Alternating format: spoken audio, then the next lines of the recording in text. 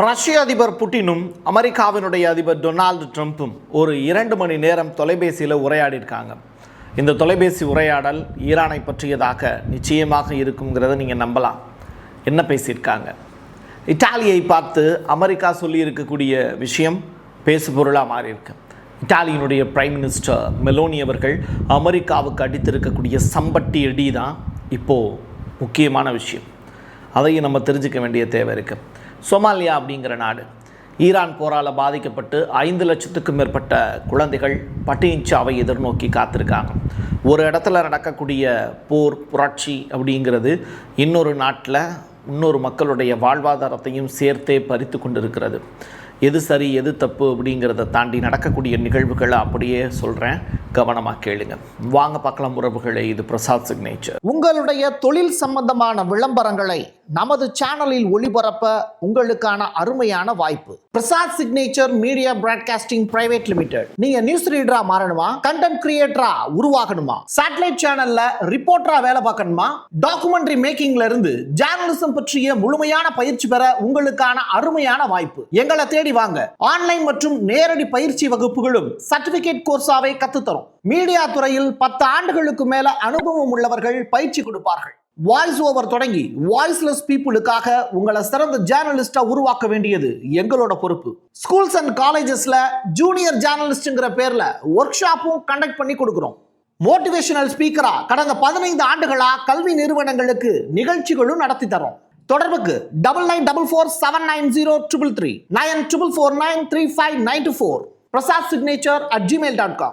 ஈரானோட போர் நடத்துனீங்கல்ல, அது தொடர்பாக என்னென்னலாம் நடந்திருக்கு அப்படிங்கிறது தொடர்பாக ஒரு மீட்டிங் யுஎஸ் காங்கிரஸ். அதில் ஹெக்டேத் அவர்களும் இந்த பக்கம் ஜனநாயக கட்சி சைடில் இருந்து ஸ்மித்து உள்ளிட்ட நபர்கள் எல்லாருமே கலந்துக்கிட்டாங்க. அதில் அவங்க பேசியிருக்கக்கூடிய வார்த்தைகள் தான் இப்போ ரொம்ப ரொம்ப உன்னிப்பாக கவனிக்க தகுந்தது. 2027க்குள்ள $1.5 ட்ரில்லியன் அளவிற்கு நம்ம ஒதுக்கி ஒரு பெரிய அளவிலான ஒரு மாற்றத்தை நம்முடைய டிபார்ட்மெண்ட்டில் செய்யணும் அப்படிங்கிறது தான் என்னுடைய விருப்பம் அப்படின்னு ஹெக்டேத் சொல்லியிருக்காரு. ட்ரம்ப் சொல்லாமல் இதை சொல்லியிருக்க மாட்டார். அப்போது போருக்காகவே இவ்வளவு தொகை அமெரிக்கா ஒதுக்குது அப்படின்னா அவங்க ஏதோ ஒரு பெரிய பிளானோட தான் இருக்காங்கங்கிறத நீங்கள் புரிஞ்சுக்க முடியும். இதை பார்த்து ஷாக் ஆன ஜனநாயக கட்சியினர், ஏற்கனவே நீங்கள் ஈரான் அணு ஆயுதம் தயாரிக்கிறதுக்கு அவங்க ரெடி ஆயிட்டாங்க அப்படின்னு சொல்லி தான் போர் நடத்துனீங்க. இப்போ அவங்கக்கிட்ட அணு ஆயுதம் தயாரிப்பதற்கான எந்த வாய்ப்புமே இல்லைன்னு சொல்கிறீங்க. அப்போது என்ன மானாவுக்கு அந்த போரை நடத்துனீங்க அப்படிங்கிற கேள்வியை ஜனநாயக கட்சியிலேருந்து ஸ்மித்து கேட்குறார். அதுக்கு ஹெக்டே சொல்லக்கூடிய விஷயம், நான் சொல்கிறத நீங்கள் புரிஞ்சுக்கிறதுக்கே ரெடியாக இல்லை அப்படின்னு சொல்கிறார். ஐயா, நீங்கள் ஈரான் மேலே போர் நடத்திடலாம். நீங்கள் ஒரு டேபிளில் உட்காந்துக்கிட்டு எதிர்த்த மாதிரி இருக்கக்கூடிய நபர்கள் உங்களை எதிர்க்கட்சியாக இருந்து கேள்விகள் கேட்குறாங்கன்னா அதுக்கு கரெக்டாக பதில் சொல்லணும். ஹெக்டேத் உடற்பயிற்சி கூடத்தில் அதிக நேரம் செலவு பண்ணுறதை விட புத்தகத்தை எடுத்து படித்தார் அப்படின்னா அடுத்தவங்களுக்கு பதில் சொல்கிறதுக்கு ஈஸியாக இருக்கும். அதே நேரத்தில் ட்ரம்ப்பை காப்பாற்றுறதுக்காக மட்டுமே இங்கே ஒரு பெரிய டீம் ஒன்று இயங்கிட்டு இருக்கு. ஏற்கனவே கரோலின் லெவிட் அவருங்க ட்ரம்ப்பை காப்பாற்றிட்டே இருந்தாங்க. அது உள்ளும் சரி புறமும் சரி. இப்போ என்ன பண்ணிட்டாங்க அப்படின்னா அவங்க கர்ப்பகாலமாக அவங்க மெட்டர்னிட்டி லீவில் போயிட்டாங்க. இப்படிப்பட்ட சுச்சுவேஷனில் மார்க் ரூபியோ சரியாக ப்ரெஸ் கான்ஃபரன்ஸை ஒழுங்காக அட்டன் பண்ணுறதில்லை அப்படிங்கிற குற்றச்சாட்டும் அமெரிக்காவில் இருக்குது. போர் தொடர்பான விஷயத்தில் ஹெக்டேத் தான் ட்ரம்ப்பை ஏற்றி விட்டுக்கிட்டு இருக்காரு அப்படிங்கிற விஷயமும் பேசு பொருளாக மாறி இருக்குது. ஜனநாயக கட்சியினர் இந்த குற்றச்சாட்டை சுமத்திக்கிட்டு இருக்காங்க. ரஷ்ய அதிபர் புட்டினுக்கும் அமெரிக்காவினுடைய அதிபர் டொனால்டு ட்ரம்ப்புக்கும் இடையில் ஒரு 2 மணி நேர கலந்துரையாடல் நடந்திருக்கு. எல்லாமே ஃபோன் கான்வர்சேஷன் தான். இதில் 2 மணி நேரம் என்ன பேசியிருப்பாங்க இரு நாட்டு தலைவர்களும் அப்படிங்கிறதையும் நம்ம கேட்டு தெரிஞ்சுக்க முயற்சி பண்ணப்போ அதில் பத்திரிகையில் வெளிவந்த செய்தி அடிப்படையில் ரஷ்ய அதிபர் புட்டின் மீண்டும் ஒரு போரை ஈரான் மேலே நடத்திடாதீங்க, பிராந்திய போரை தாண்டி அது உலக போராக மாறிடும் அப்படிங்கிற எச்சரிக்கையும் எடுத்திருக்கார். அது மட்டும் இல்லை, அது அமெரிக்காவினுடைய நலனுக்கும் உகந்ததல்ல அப்படிங்கிற வார்த்தையும் பயன்படுத்தியிருக்கார். இது தொடர்பாக ட்ரம்ப் என்ன சொன்னார் அப்படிங்கிறத ட்ரம்ப்புக்கிட்டேயே ப்ரெஸ் கேட்குறாங்க. அப்போ அவர் சொல்கிறாரு, ரஷ்ய அதிபர் புட்டின் சில விஷயங்களை பற்றி சொன்னார். நீங்கள் மிடில் ஈஸ்ட்டை பற்றி கவலைப்பட வேண்டாம், நீங்கள் உக்ரைனை பற்றிய கவலை மட்டும் மக்களுக்கு கொடுக்காம இருங்க அப்படிங்கிறத நான் சொல்லியிருந்தேன். ஏன்னா உக்ரைன் போரை எப்போ முடிக்கணும் அப்படிங்கிறது தெரியாமல் ரஷ்யா இப்போ இருக்காங்க. அப்படிப்பட்ட சுச்சுவேஷனில் நீங்கள் கான்சன்ட்ரேஷன் பண்ணுறது உக்ரைன் மேலே கான்சன்ட்ரேட் பண்ணுங்கள். அது மட்டும் இல்லை, உக்ரைன் போரை எப்படியாவது முடிவுக்கு கொண்டு வருவதற்கு ரஷ்யா முயற்சி பண்ணணும், அதை நோக்கி நீங்கள் உங்களுடைய கான்சன்ட்ரேஷனை கொண்டு போங்க அப்படின்னு நான் சொல்லியிருந்தேன் அப்படின்னு சொல்லியிருக்காரு. அப்போ ஆக மொத்தத்தில் 2 பேரும் சேர்ந்து போர் தான் பண்ணுறாங்களே தவிர போரை நிறுத்துவதற்கான வாய்ப்போ இல்லை போரை தொடங்காமல் இருப்பதற்கான யோசனையோ இருக்க மாட்டேங்குது. போர் நடத்திக்கிட்டே இருக்கணுங்கிறது தான் இந்த 2 பேருடைய எண்ணப்பாடாக இருக்குது. CBS அப்படிங்கிற ஊடகம் அமெரிக்கா ஜெயிச்சிருச்சு அப்படின்னு ட்ரம்ப் பெரிய அளவில் குரல் கொடுத்துக்கிட்டு இருக்கக்கூடிய நிலையில் அப்படிலாம் ஒன்றும் கிடையாது, அமெரிக்கா இந்த போரில் ஜெயிக்கலை அப்படிங்கிற ஒரு வார்த்தையை இப்போ CBS அப்படிங்கிற அந்த செய்தி சேனல் அறிக்கையாக கொடுத்துருக்காங்க. ஈரான் ஜெயிச்சாங்க அப்படின்னு கூட அவங்க சொல்லலை. மாறாக அவங்க சொல்லியிருக்கக்கூடிய விஷயம், அமெரிக்கா இந்த போரில் ஜெயிச்சதாக சொல்கிறாங்கல்ல, அது உண்மை இல்லை அப்படின்னு சொல்லி நிப்பாட்டுறாங்க. இது ட்ரம்ப்புக்கு எவ்வளோ கடுப்பாக இருக்கும். நீங்கள் சொந்த நாட்டில் இருக்கக்கூடிய பத்திரிகைகளே தனக்கு எதிராக இருக்கும்போது ஒரு ஜனநாதிபதிக்கு ஒரு பெரிய அளவிலான ஒரு வலியும் வேதனையும் இருக்கும்.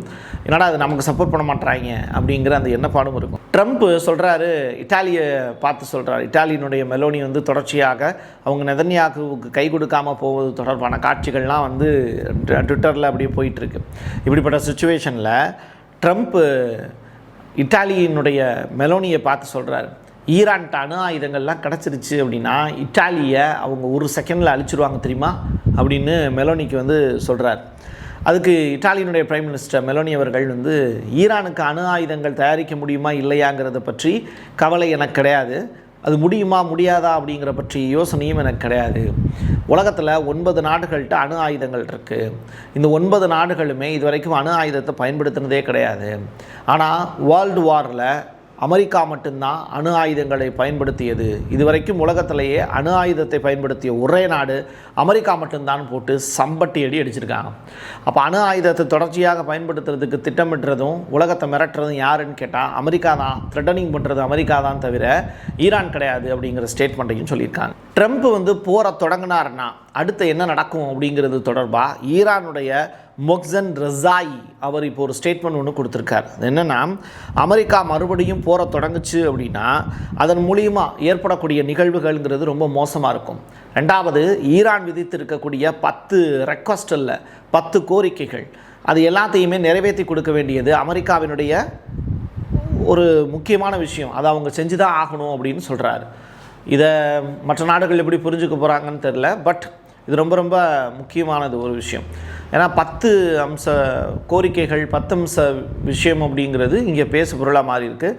இது தொடர்பாக ஈரானுடைய ஃபாரின் மினிஸ்டர் அப்பாஸ் அராக்சி டைரெக்டாக யாருக்கு லெட்டர் எழுதியிருக்காரு அப்படின்னா ட்ரம்ப்புக்கிட்ட இந்த விஷயத்தை போஸ்ட்டும் போட்டாங்க. 10 கோரிக்கைகள் வச்சுருக்காங்க. இந்த 10மே நிறைவேறணும் அப்படிங்கிறது தான் ஈரான் சைடில் வச்சுருக்கக்கூடிய request. No more mister nice guy அப்படிங்கிற வார்த்தையை ட்ரம்ப் வந்து தன்னுடைய புகைப்படமாக வச்சுருக்காரு. எதனால் இந்த புகைப்படம் வச்சுருக்காரு அப்படின்னு சொல்லிட்டு ட்ரூத் சோஷியல் பக்கத்தில் தான் அதை வெளியிட்டிருக்காரு. அவர் ட்விட்டர்லலாம் பதிவு போட மாட்டார். அவருடைய சைட் ஒன்று இருக்குது ட்ரூத் சோஷியல், அதில் தான் அவர் பதிவு போடுவார். அப்படிப்பட்ட நபர் வந்து ஒரு இந்த மாதிரியான ஸ்டேட்மெண்ட்டை சொல்லவும் வேர்ல்டு வைடாக அதை கவனிக்க ஆரம்பித்தாங்க. என்னடா இது அப்படின்னு. முஸ்தபா கமனி இருக்கார்ல, அவரை பற்றி அவர் இந்த ஸ்டேட்மெண்ட்டை சொல்லியிருக்கலாம் அப்படின்னு சொல்கிறாங்க. அதாவது முஸ்தபா கமனி மரணத்தை தழுவி இருக்கலாம்ங்கிற மாதிரியான விவரங்கள் ட்ரம்ப்புக்கு போயிருக்கலாம். அதை வந்து அவர் இந்த மாதிரியான வேர்ட்ஸை வச்சு சொல்லியிருக்கலாம் அப்படின்னு சொல்கிறாங்க. ஸோ அணுசக்தி ஒப்பந்தத்தில் ஈரான் வந்து கையெழுத்திடுவதற்கு தயாராக இருக்க வேண்டும். தலைவர்கள் யாரும் இல்லை. இப்போதைக்கு இருக்கிறது 2 பேர் தான். ஒன்று ஈரானுடைய ஃபாரின் மினிஸ்டர் அப்பாஸ் அராக்சி, இன்னொன்று ஈரானுடைய நாடாளுமன்ற சபாநாயகர். இந்த 2 பேர் தான் ஈரானில் இப்போதைக்கு தலைவர்களே இருக்காங்க. ஸோ இந்த தலைவர்களை வச்சு தான் அந்த சைனிங் வந்து செஞ்சுக்க முடியும். ஸோ அப்படிப்பட்ட சுச்சுவேஷனில் இனிமேல் தலைவர்களே இங்கே யாரும் இல்லை, முஸ்தபா கமனியும் இறந்துட்டார் அப்படிங்கிற மாதிரியான ஸ்டேட்மெண்ட்டை ட்ரம்ப் சொல்லியிருக்கலாம். லெபனானில் காந்தாரா அப்படின்னு சொல்லி ஒரு இடம், அந்த காந்தாரா அப்படிங்கிற இடத்துல ஹிஸ்புல்லாவால் கட்டப்பட்டதாக கூறப்படக்கூடிய நிலக்கடி சுரங்கங்கள் மீது இஸ்ரேல் வந்து ஒரு அதிபயங்கரமான தாக்குதலை நடத்தியிருக்காங்க. பதிலுக்கு ஹிஸ்புல்லா சைடில் இருந்து ஆள் இல்லாத விமான தாக்குதல் நடத்தியிருக்காங்கங்கிற செய்தி வெளியாகுது.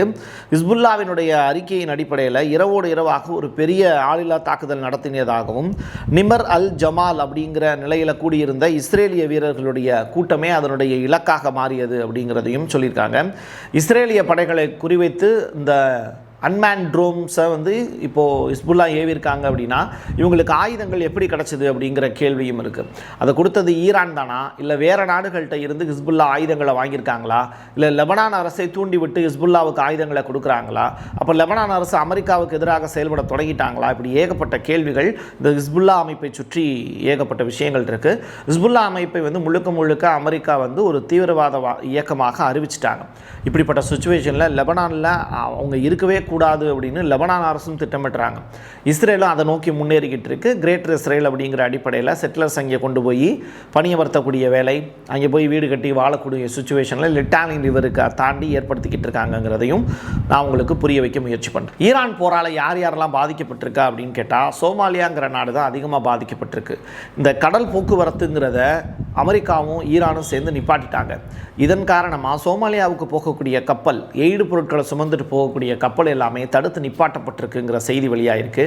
இதன் காரணமாக அங்கே 5 லட்சம் குழந்தைகள் வந்து தடுப்பூசி கிடைக்காம, சாப்பாடு கிடைக்காம, மருத்துவ உபகரணங்கள் கிடைக்காம திண்டாடிக்கிட்டு இருக்காங்கங்கிறது வேதனையான செய்தி. ஒரு நாட்டில் நடக்கக்கூடிய நிகழ்வுகள் இன்னொரு நாட்டை எப்படி பாதிக்குது அப்படிங்கிறதையும் இந்த இடத்துல யோசிக்க வேண்டிய தேவை இருக்குது. மல்டி போலார் வேர்ல்டு உருவாயிருச்சு. இனிமேல் தனிநாடு மட்டுமே பெரிய அளவிலான ஆதிக்கத்தை உலகத்தில் செலுத்திட முடியாது. கூட்டாட்சி தத்துவம் அப்படிங்கிற இங்கே ஒரு வார்த்தை மட்டும்தான் இங்கே செல்லுபடியாகும். அது அரசியலாக இருந்தாலும் சரி, இங்கே நாடாளக்கூடிய தலைவர்கள் அதை புரிஞ்சுக்கிட்டாங்க அப்படின்னா அடுத்தடுத்து காய் நகரங்கள் சரியாக இருக்கும், உலகத்தினுடைய அந்த சுற்றுப்பாதையும் சரியாக இருக்கும் அப்படிங்கிறத நம்பலாம். இதை இன்னைக்கு இருக்கக்கூடிய உலகத் தலைவர்கள் எப்படி புரிஞ்சுக்க போகிறாங்களோ அதை பொறுத்து தான் அடுத்த கட்டமாக வேர்ல்டு வார் 3 நோக்கி உலகம் நகருவதற்கான வாய்ப்பு இருக்குங்கிறது தான் பெரும்பாலான பேருடைய கணிப்பாக இருக்குது. இதில் எந்த நாடுமே தப்ப முடியாது, இன்க்ளூடிங் இந்தியா ஆல்சோ. என் கையெழுத்து என் மக்களுக்கான உறவுகளை மீண்டும் ஒரு பதிவில் சந்திக்கலாம். நன்றி, வணக்கம். Prasad signature media broadcasting private limited. நீங்க நியூஸ் ரீடரா மாறணுமா, கண்டென்ட் கிரியேட்டரா உருவாகணுமா, சேட்டலைட் சேனல்ல ரிப்போர்ட்டரா வேலை பார்க்கணுமா, டாக்குமெண்ட்ரி மேக்கிங்ல இருந்து ஜேர்னலிசம் பற்றிய முழுமையான பயிற்சி பெற உங்களுக்கான அருமையான வாய்ப்பு. எங்களை தேடி வாங்க. ஆன்லைன் மற்றும் நேரடி பயிற்சி வகுப்புகளும் சர்டிபிகேட் கோர்ஸாவே கத்துத்தரும். மீடியா துறையில் 10 ஆண்டுகளுக்கு மேல அனுபவம் உள்ளவர்கள் பயிற்சி கொடுப்பார்கள். வாய்ஸ் ஓவர் தொடங்கி வாய்ஸ்லெஸ் பீப்புளுக்காக உங்களை சிறந்த ஜேர்னலிஸ்டா உருவாக்க வேண்டியது எங்களோட பொறுப்பு. ஸ்கூல்ஸ் அண்ட் காலேஜஸ்ல ஜூனியர் ஜேர்னலிஸ்ட்ங்கிற பேர்ல ஒர்க் ஷாப்பும் கண்டக்ட் பண்ணி கொடுக்கிறோம். மோட்டிவேஷனல் ஸ்பீக்கரா கடந்த 15 ஆண்டுகளா கல்வி நிறுவனங்களுக்கு நிகழ்ச்சிகளும் நடத்தி தரோம். தொடர்புக்கு 9944790333 94493594 prasad@gmail.com. உங்களுடைய தொழில் சம்பந்தமான விளம்பரங்களை நமது சேனலில் ஒளிபரப்ப உங்களுக்கான அருமையான வாய்ப்பு.